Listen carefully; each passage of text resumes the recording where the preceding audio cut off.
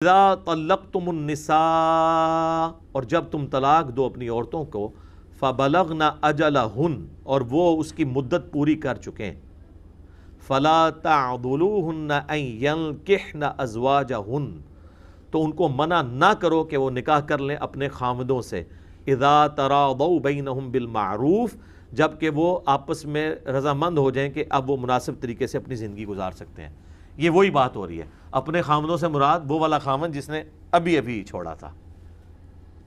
تو ظاہر ہے کہ جب وہ مدت پوری ہو چکی ہے اس کی، تو اس کے بعد وہ دوبارہ نکاح کریں گی۔ پہلے ذکر ہوا ہے رجوع کرنے کا، تو ادھر بھی کہا گیا نہ روکو، اب کہا گیا کہ رجوع سے اگلی سٹیج آ چکی ہے۔ بخاری میں آتی ہے حدیث کہ وہ اسی طریقے سے وہ مدت پوری ہو گئی تھی، تو وہ عورت دوبارہ اپنے اس خامند کے ساتھ نکاح کرنے لگی، چونکہ طلاق 1 یا 2 ہوئی تھی، 3 نہیں ہوئی تھی، تو وہ سالے بیچ میں کود پڑے، تو نبی علیہ السلام نے پھر ان کو منع فرمایا، اور اس پہ یہ آیات بھی نازل ہوئی۔ سالوں کو بڑا شوق ہوتا ہے یعنی سالہ بننے کا، تو بعد میں بھگتتے ہیں پھر وہ لوگ، اس ٹائم تو بدماش بنے ہوتے ہیں نا سالے، لیکن کتنا عرصہ نبھائیں گے؟ کیونکہ سالوں کی جب شادیاں ہونی ہیں، ان کی اپنی بیویاں آئیں گی، وہ تو ایک دن بھی نہیں برداشت کریں گی، اور اگر وہاں سے بھی بچے ہوئے یہاں سے بھی بچے ہوئے، تو وہ آپس میں بچوں کی لڑائیاں ہوتی ہیں، اور عجیب تماشا بنا ہوا ہوتا ہے۔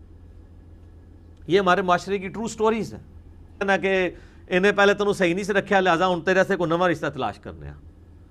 بھئی ظاہر ہے کہ وہ پرانے خاوند کی طرف جانا ہی بعض کا سود مند اس لیے ہوتا ہے کہ یار بچے ہوتے ہیں، بچوں کا تو باپ وہی ہے نا،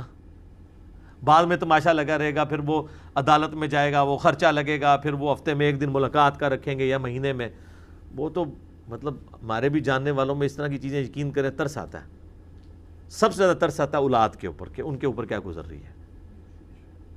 یعنی ایک لمحہ پہلے تک ایک چھت کے نیچے ماں باپ بچے بیٹھے ہوئے تھے، اور ایک لمحے کے بعد اب یہ حالت ہے کہ وہ باپ جو ہے جناب عدالت میں وہ چکر کاٹ رہا ہے کہ مہینے بعد وہاں سے وہ ماں کے رشتہ دار جو ہے وہ بچہ لے کے آئیں گے، وہ ملاقات کرائیں گے، وہ بھی ہوتا ہے اتنے گھنٹے کے لیے، پھر وہ ان کو واپس کرتا ہے، پھر مہینے کا انتظار کرتا ہے۔ جناب پورا سسٹم ہی برباد ہو جاتا ہے۔ اسی لیے دیکھیں آئلی زندگی کو اللہ نے سنت اور احادیث پہ نہیں چھوڑا، قرآن کے اندر بیان کر دیا۔ تو اللہ تعالیٰ مارا ہے کہ پھر وہ نکاح کرنے سے ان کو نہ روکو اگر وہ معروف طریقے سے رہنا چاہتے ہیں۔ ذَلِكَ يُوعَظُ بِهِ مَنْ كَانَ مِنْكُمْ يُؤْمِنُ بِاللَّهِ وَالْيَوْمِ الْآخِرِ، یہ اللہ کی نصیحت اس کے لیے ہے جو ایمان لاتا ہے اللہ پر اور یوم آخرت پہ۔ ظاہر ہے جو اللہ کو مانتا ہے نا اور آخرت کی جواب دہی کو مانتا ہے، اسی کے لیے اتنی نصیحتیں ہو سکتی ہیں۔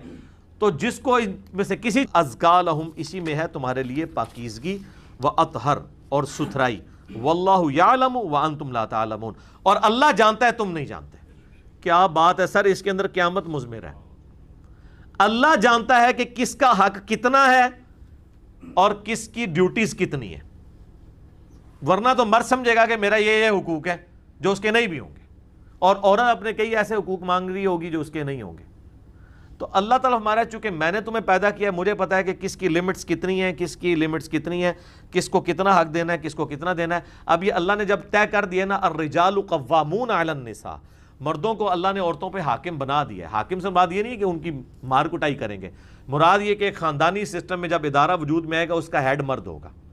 تو اب عورت اس پہ کوڑ نہیں سکتی کہ یہ اللہ نے اس کو کیوں ٹائٹل دیا، ورنہ